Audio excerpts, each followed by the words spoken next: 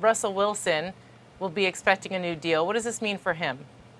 Well, we actually got to speak to Russell Wilson today, or listen to some of the things that he had to say, and didn't want to talk too much about his contract talks. We know that the Seahawks and Wilson have been in negotiations to get him a deal that puts him in line, again, with the market value of the quarterback contracts that are being signed today by some of the league's younger quarterbacks. So Russell Wilson should expect, in terms of the annual average, to be about $20 million a year. Now, Cam Newton, based on a conversation I had with his agent, he's getting $67.6 million of that guaranteed. Will Seattle be able to kind of structure his contract to give him those types of guarantees, and how? Because keep in mind, Seattle has a lot of players making money right now. Richard Sherman, Cam Chancellor, Earl Thomas.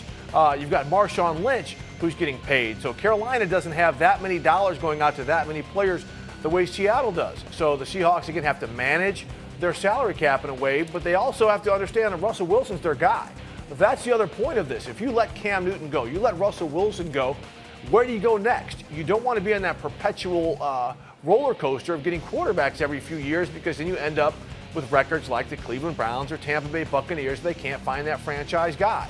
So NFL teams know now that if we get our guy, we have to pay him. We've got to develop him. We've got to put pieces around him if we want to win football games. So someone like Russell Wilson, he's going to get probably an average of $20 million a year. It's up to the team to kind of structure things, but that's not Russell Wilson's problem, because if they don't want to pay him those type of long-term contracts, they can franchise him. They're going to end up paying him kind of the same types of dollars if they use the franchise tag for multiple years. It affects the salary cap a certain way, a little bit differently. So it's better to kind of get a long-term deal done now than wait another year or two when those dollars and cents become more costly.